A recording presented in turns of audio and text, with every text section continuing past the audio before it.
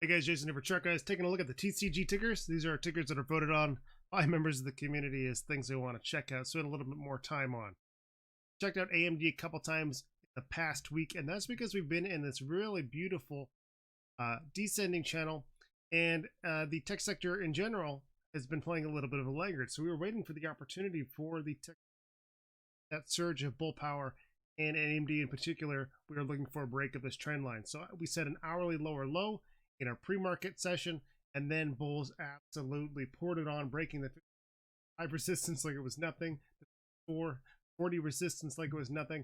Now coming up, test the high of May 26th at 56.52, acting as a very, very minor resistance so far. So beyond that, the only real resistance we have is 56.98 until we go back to end of April. So pretty spectacular move on AMD. Review those resistances one more time. 56.98, and we go back to April, get a high of 58, and ultimately 58.60. So massive breakout, massive move. What's the most likely outcome to follow? Well, on the hourly time frame, we are really overbought. We've been going sideways here because the RSI is cooling as we slow down this. However, because we're still climbing, the RSI hasn't really had a chance to go sideways, so we're still at 81.88. On the 4-hour time frame, however, we do need to see 4-hour higher lows, which means we'd like to see some cooling off on the 4-hour time frame, come down because too much room to set a 4-hour higher low. That would allow that hourly RSI time to cool itself, establish its higher low, because I'm not confident in calling this one a higher low. What we ultimately need, time to do the charts. We're going to look for an hourly higher low over 54.72. Most likely outcome is for us to come down, establish a 4-hour higher low somewhere over here, really kickstart a new 4-hour uptrend, allow the hourly bulls to consolidate, and get ready for another attempt to break the key resistances of 698. Where is that 4-hour level? Right there, 56.52. That's what we need to do. 4-hour consolidation. I want to see that higher low set. Hourly time frame. And I want to break 56.52. And if we do it right, we'll be able to break these two resistances back to back, maybe the same way like we did. So AMD looking very, very strong, but also really, really needs to consolidate. Let's check out Tesla. So Tesla on the daily time frame, still looking relatively healthy here, still looking like we want to see another attempt at that 968.99. And if we go to the 4-hour time frame, it looks like we are developing into a 4-hour bull flag. The only thing is I don't like these upward and lower wicks. But you know what? Sometimes they show up. What matters is the bears are attacking, bulls are responding, and we really have a lockstep battle. So short term, on the hourly time frame, I'm going to be looking for a base of support here to hold at 976. Below that, anything over top. Actually, we can actually break the 923.99. As long as we don't see any follow through, that is going to stay par for the course for this 4-hour flag. Ultimately, I want to see some support at the EMA 12 on the 4-hour. As long as bulls can maintain this 4-hour sideways action, then we are still in a 4-hour bull flag and have the potential to break to new. So watching cautiously, see if we get a little bit of laggard action on Tesla. A couple key supports here to look at. And tomorrow, 937.6, 923.99. Work. So work has been not doing quite what I expected it to do. So we talked last week about a little bit of a fish opportunity against this 3042 level. We wanted to see the bulls come down. We wanted to see them scoop price right at that level and move to the upside. So I thought that's what we were going to do here on the 8th. We had that great opportunity, and it was still a fantastic day trade opportunity. Absolutely. Look at that in a little bit more detail here.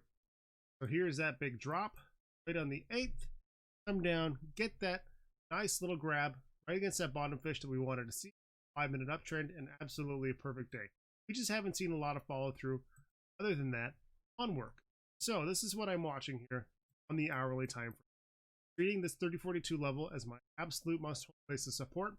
Then I'm watching the hourly trend develop underneath our E. That seems to be the key level for us to break. So I'm just going to be treating this as a descending triangle. I'm going to be looking to change over this trend.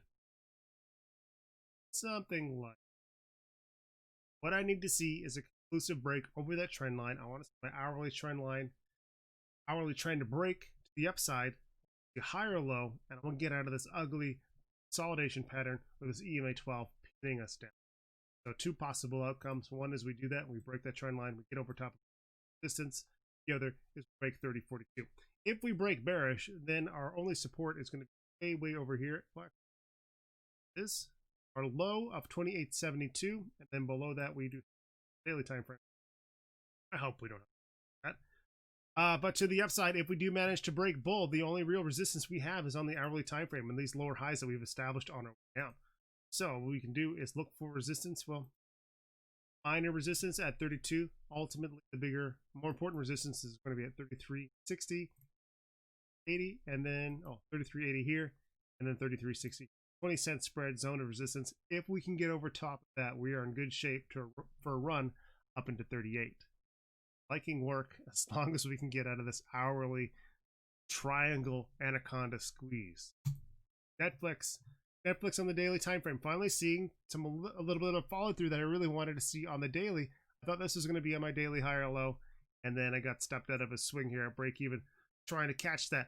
Now the bulls are showing up in a pretty big way. So the question is, how much momentum do we have? What's the most likely outcome here?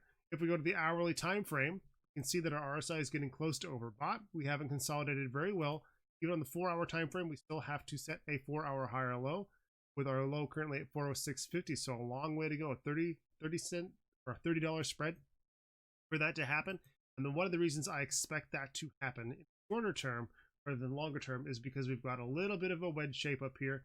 So if we see a wedge shape as we're approaching an area where we would like to see a reversal into a higher low, it's still good for the bulls.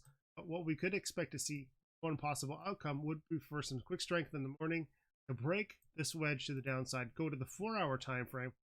The expectation and knowledge that we're looking for a 4-hour higher low, that would be a pretty aggressive move for the bears. Actually, I would look for a possible reversal around my EMA 12. That's a rough guide that I use for not so much where I expect reversals to actually happen, but where I start paying more attention to reversals that I expect to happen somewhere. Makes sense. 423.34 is the key level.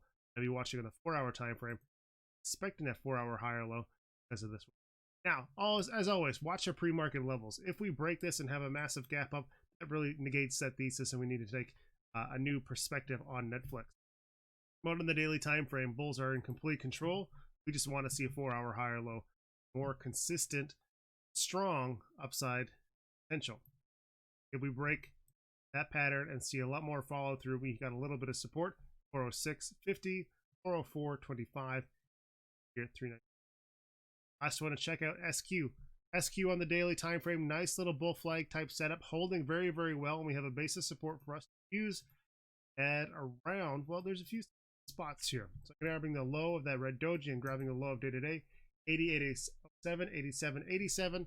Now, if we go to the hourly time frame and we don't see too many wicks below these levels, that looks pretty good for me for area and zone of support. Other than that bull flag, we can also see that we are in a little bit of an hourly uptrend. We are trying our best to set higher highs, not always getting these higher lows, but what matters is that follow through. So when we get follow through to the downside, that means what? Possible bull flag. Exactly what I'm seeing on the daily time frame. 4-hour consolidating nicely as well. Hourly is right where we want it to be. 4 hours cooling off. You know what? I'm not seeing a lot of red flags here. This looks good on the 4-hour and the daily time frame for a bull break. If we do get a bull break, then we're going to be looking at distance break up 92.96. Beyond that, I have a big target when everyone wants to take a look at. Going to be up here at 101.15 and 100 psychological.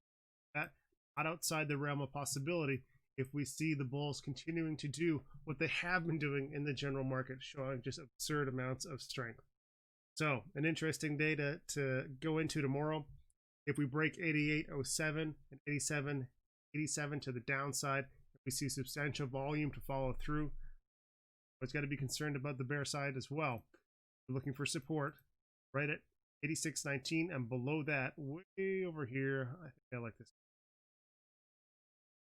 Anyway, that's it for today. If you're interested in learning more about technical analysis, check out TheChartGuys.com or send me an email or even just post a comment here. YouTube will do questions and help you as much as I can. That's what we're all about at Shark. Anyway, successful trading to you and have a